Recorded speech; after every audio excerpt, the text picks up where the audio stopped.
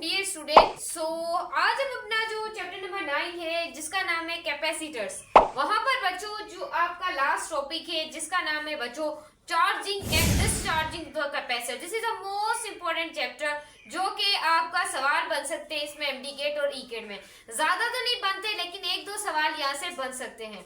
तो जो student channel पे आए हैं चैनल को लाइक भी कर दें, सब्सक्राइब भी कर दें और शेयर भी कर दें। तो बिना देरी किए वीडियो को करते हैं स्टार्ट।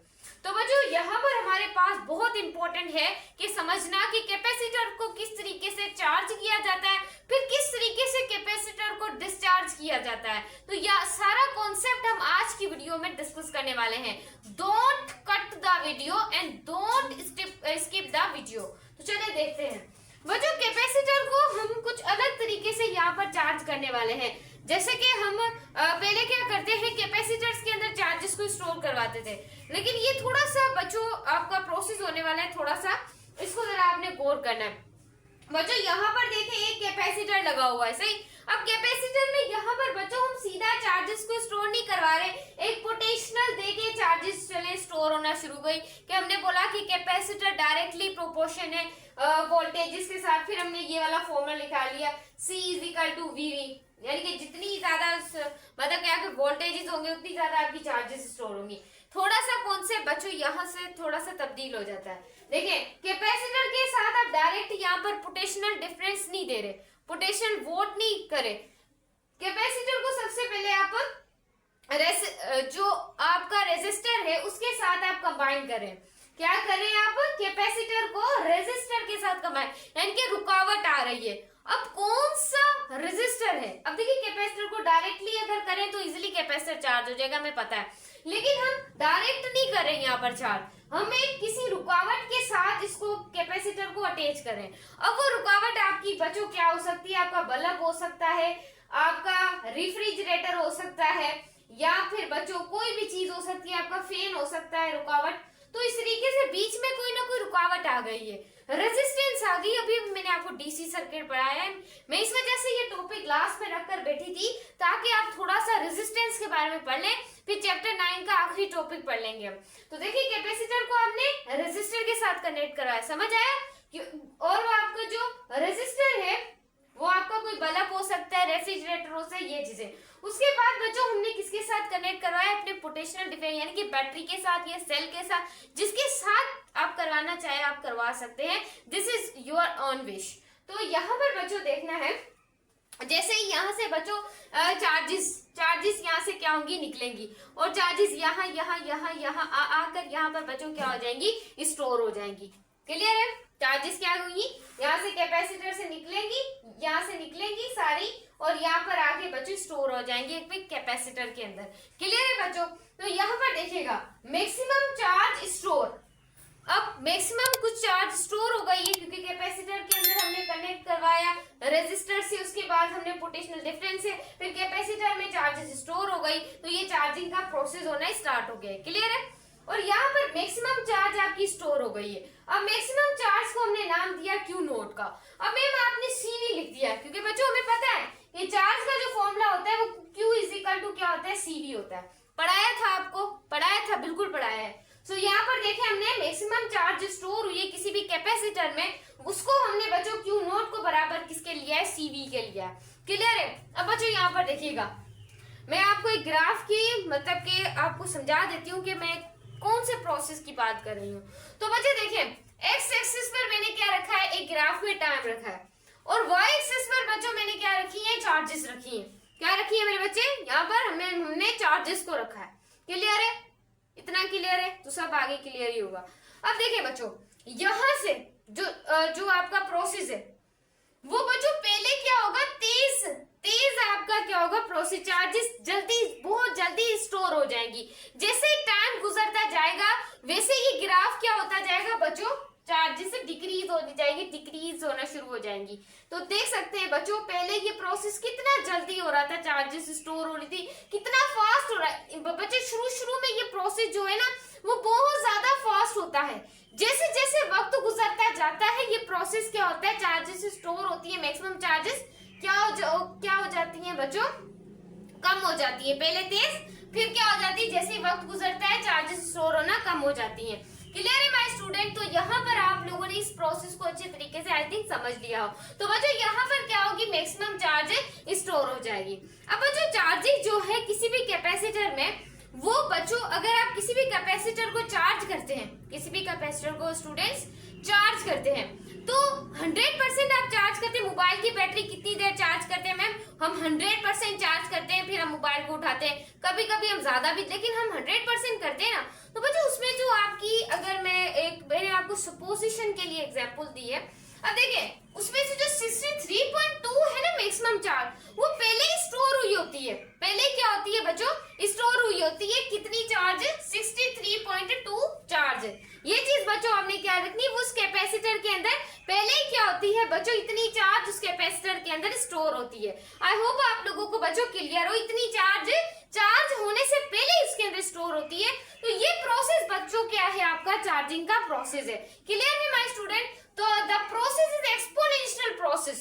ये प्रोसेस को हम एक्सपोनेंशियल प्रोसेस क्यों कह रहे हैं? क्योंकि ये पहले तेज हो रहा है, पहले फास्ट हो रहा है, फिर ये प्रोसेस बच्चों क्या हो रहा है, स्लो हो रहा है। क्लियर है माय स्टूडेंट? और चार्ज क्या हो रही है यहाँ पर? इंस्टेंट चार्ज है। चार्ज क्या है? इंस्टेंट है, वहां पर प्रेजेंट है, पैदा हो रही है। वो चार्ज जो पहले से बच्चों चार्जिंग से पहले से पड़ी हुई है, वो कितनी है मेरे बच्चे? Q is equal to 63.2%। अब यहाँ पर बच्चे देखिएगा, अब यहाँ पर जो चार्ज है, जो मैक्सिमम चार्ज यहाँ पर स्टोर हुई है, उसका फॉर्मूला आप लोगों के पास होगा 1 minus E minus T upon RC. मैंने अभी न्यूमेरिकल्स करवाए थे चैप्टर 9 आपके कैपेसिटर के, वहां पर मैंने आपको ये फॉर्मूला पढ़ाया था। आई होप बच्चों आपको समझ ना आया हो कि ये कौन सा फॉर्मूला। अब तो आपको टॉपिक क्लियर होगा, तो आपने फॉर्मूला देख देना है। ये मैक्सिमम जब चार्ज किसी भी कैपेसिटर के अंदर स्टोर होती है, तब आप उस वक्त ये वाला फॉर्मूला इस्तेमाल करेंगे। याद रखिएगा बच्चों, आप कितनी चार्ज स्टोर हुई है 1 सेकंड में, कितनी चार्ज स्टोर हुई है 2 सेकंड में, जितने आप टाइम लगाते जाएंगे अपनी मर्जी से, आपको पता चलता जाएगा कि कितने टाइम में कितनी चार्जेस आपकी स्टोर हुई हैं। क्या बोला बच्चे? कि कितने टाइम में कितनी चार्जेस। अगर आप 1 सेकंड रखेंगे तो आपको पता चल जाएगा किसी भी कैपेसिटर के अंदर 1 सेकंड में कितनी चार्जेस स्टोर हुई हैं। अगर आप यहाँ पर 2 सेकंड रखेंगे तो आपको पता चल जाएगा कि इस कैपेसिटर में इतनी चार्जेस क्या हुई है, स्टोर हुई है। आप 3 सेकंड रखें, आपको 3 सेकंड का टाइम पता लग जाएगा। आप 4 सेकंड रखें, आपको 4 सेकंड। जितनी ज्यादा आपको पता करना चाहे ना क्वांटिटी ऑफ द चार्जेस के, इतने टाइम में कितनी कितनी कितनी चार्जेस स्टोर होंगी, तो आपको उसी वक्त पता चल जाएगा। बच्चों देखें यहाँ पर ये चीज आपको ई की वैल्यू मिली होगी, सही?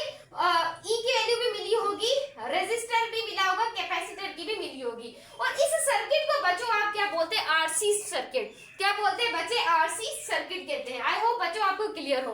और आरसी को हम दूसरा भी ये भी कहते हैं कि कैपेसिटर ऑफ टाइम। क्या बोलते हैं बच्चों? कैपेसिटर ऑफ टाइम भी हम इसे कहते हैं। उसके बाद यहाँ पर नोट में बहुत इंपॉर्टेंट चीज है, ये मैं आपको बता दूं, याद रखिएगा। आरसी इज डिटरमाइन, आरसी के हम ये डिटरमाइन कर सकते हैं कि विच द कैपेसिटर चार्जेस, कि कैपेसिटर क्या हुआ है, चार्ज हुआ है या डिस्चार्ज हुआ है। आरसी से बच्चों, क्योंकि T is equal to time constant बराबर होता है आरसी के, तो हम आरसी से ये पता लगा सकते हैं क्या सच में हमारा कैपेसिटर चार्ज हुआ है या सच में हमारा कैपेसिटर चार्ज नहीं हुआ, या डिस्चार्ज हो गया है, चार्ज होने के बाद उसी वक्त खत्म हो गया, डिस्चार्ज बैटरी खत्म होना शुरू हो गई है। तो इस प्रोसेस को आप क्या बोलते हैं? डिस्चार्जेस। ये आपको टाइम कांस्टेंट बताता है, जो कि किसके बराबर होता है? आरसी के बराबर होता है। क्लियर है? अब बच्चों यहाँ पर लिखा है through a resistor. I hope बच्चों आपको क्लियर हो। याद रखिएगा, जब जो टाइम कांस्टेंट जो आरसी सर्किट का है, वो अगर बराबर हो जाए बच्चों, टाइम आरसी के बराबर हो जाए, तो बच्चों उस वक्त आप लोगों के पास ये 63.2 वो क्या होता है? कैपेसिटर चार्ज होता है पहले से। याद रखिएगा। अब देखिए बच्चों, मैक्सिमम चार्ज स्टोर हो रही है, ये वाला फॉर्मूला है। अगर आपका टाइम बराबर हो जाए आरसी के बराबर हो जाए बच्चों, यहाँ पर देखिएगा, यहाँ आरसी आ गया और यहाँ भी आरसी से आरसी क्या हो गया बच्चों? कैंसिल आउट हो गया। बाकी बचे क्या बचा? Q is equal to Q not 1 upon minus E. आपके जो कैलकुलेटर होगा उसमें LP का ऑप्शन होगा शिफ्ट दबा के आपने LB को दबाना है, तो आप लोगों के पास E की वैल्यू आ जाएगी, जो कितनी होती है बच्चे 2.718। याद रखिएगा, MD गेट में MCQs भी आ सकता है कि बताएं कि कितना पहले से कैपेसिटर आपका चार्ज होता है। आपके पास ऑप्शन दिए जाएंगे, क्या 36.80, दूसरा आपको MCQ दिया जाएगा, पूछा जाएगा बताएं 63.80 स्टोर होती है, या आपको ऑप्शन दिया जाएगा 63.2 ऑप्शन सी। डी में ऐसा भी दिया जा सकता नन ऑफ देम। तो आपने क्या यहाँ पर क्लिक करना है कि भाई जो हमारा कैपेसिटर जो चार्ज होता है उसमें पहले से जो चार्ज स्टोर हुई है वो कितनी होती है 63.2। आपको 62.3 भी दे सकता है, लेकिन आपको याद रखना है कि कितनी चार्ज पहले से स्टोर होती है 63.2। याद रखिएगा, this is the most important value. अब यहाँ पर देखें 1 को जैसे ही आप डिवाइड करेंगे या 1 को डिवाइड करेंगे तो आपके पास आएगा 0.368। याद रखिएगा, अब इसमें से जब आप इसको माइनस करेंगे इस वैल्यू को, तो आप लोगों के पास बचे जो आएगा वो आएगा 0.632।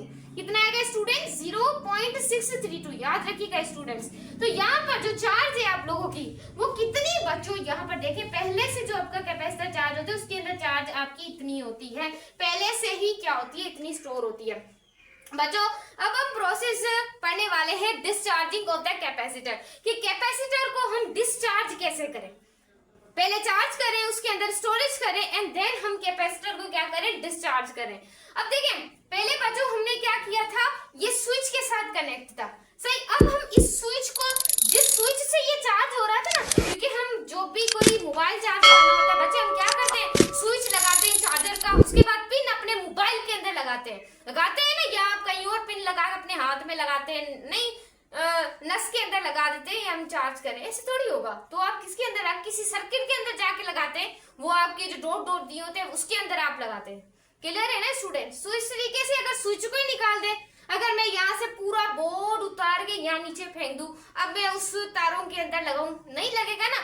उसके लिए हमारे पास कंप्लीट क्या होना चाहिए, स्विच होना चाहिए, वरना उंगलियां हाथ में उधर अंदर तेले तो पता चलेगा क्या होगा। लेकिन बच्चों हम क्या करें, स्विच को ही निकाल दिया पागलों की तरह, ऐसे किया 2-3 हथौड़े मारे स्विच टूट गए, है ना। कभी कभी ऐसे भी हो जाता होगा। आप देखें स्विच क्या हुआ, स्विच पता नहीं किस वजह से टूट गया, मुझे नहीं पता कैसे टूटा है, पर टूट गया है कंडीशन के हिसाब से। साइंटिस्टों ने इसको तोड़ दिया है। अब बोला है पहले तुम चार्ज करो स्विच लगा के। अब साइंटिस्ट बोले नहीं बच्चे तुम क्या करो, इस स्विच को हटा दो, स्विच को तोड़ दो यहाँ से, अब तुम हमें करके दिखाओ डिस्चार्ज। इनके चार्ज नहीं करो, जो है उसे खत्म करो, क्या करो डिस्चार्ज करो। क्लियर है? नहीं, डिस का मतलब है नॉट चार्ज, नाम के अंदर से मीनिंग निकल गया ना।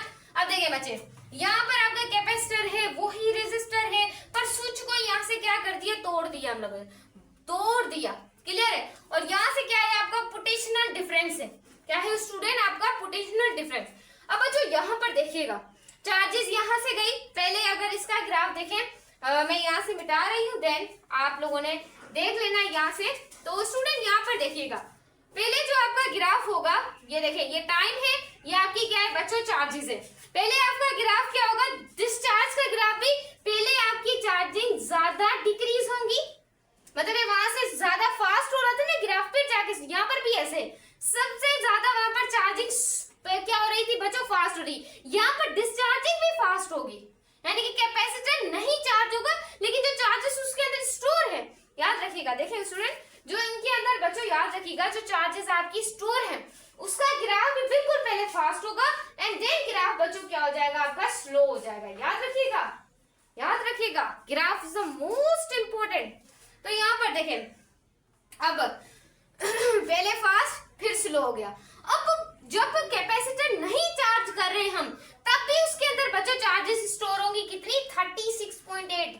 दिमाग के अंदर वैल्यू क्लिक कर ले, कितनी डिस्चार्जिंग के वक्त, मतलब कि कैपेसिटर आपका डिस्चार्ज है, सही आपने करना है डिस्चार्ज, लेकिन उसके अंदर पहले से चार्जेस पड़ी हुई हैं, कितनी पड़ी हुई है 36.8। कितनी पड़ी हुई है बच्चे, 36.8। तो आपसे पूछा जाए कि डिस्चार्जिंग जो कैपेसिटर है, पहले से जो आपकी चार्जेस मौजूद है वो कितनी है बच्चे, 36.8। क्लियर है? तो यहाँ पर ये भी एक एक्सपोनेंशियल प्रोसेस है, यहाँ पर भी जो कर्व है वो आपकी क्या होगी, डिस्चार्जिंग द कैपेसिटर में एक्सपोनेंशियल कर्व होगी। याद रखिएगा, वेरिएबल कर्व होगी, यहाँ पर भी बिल्कुल ऐसी वैल्यू होगी, वही डेरिवेशन होगी, सिर्फ आपको मैक्सिमम चार्ज को G से डिवाइड कर देना है। तो आपको वैल्यू मिलेगी Q नॉट डिवाइडेड बाय 2.780। उसके बाद यहाँ पर Q इज इक्वल टू 1/2.780 से डिवाइड करना है, तो आपको वैल्यू मिलेगी 0.368 मिलेगी, बराबर होगी बच्चों 36.8% के। इतना यानी कि कैपेसिटर को जब हम डिस्चार्ज करेंगे, किसी पोटेंशियल से नहीं करेंगे कनेक्ट और पोटेंशियल डिफरेंस भी नहीं देंगे, तो उसमें आप लोगों का कैपेसिटर जो डिस्चार्ज उसके अंदर पहले से जो चार्जिंग डिस्चार्ज स्टोर होंगी वो कितनी होगी 36.8। तो ये थी हमारी वीडियो, अच्छी लगे तो लाइक सब्सक्राइब लाजमी कीजिएगा।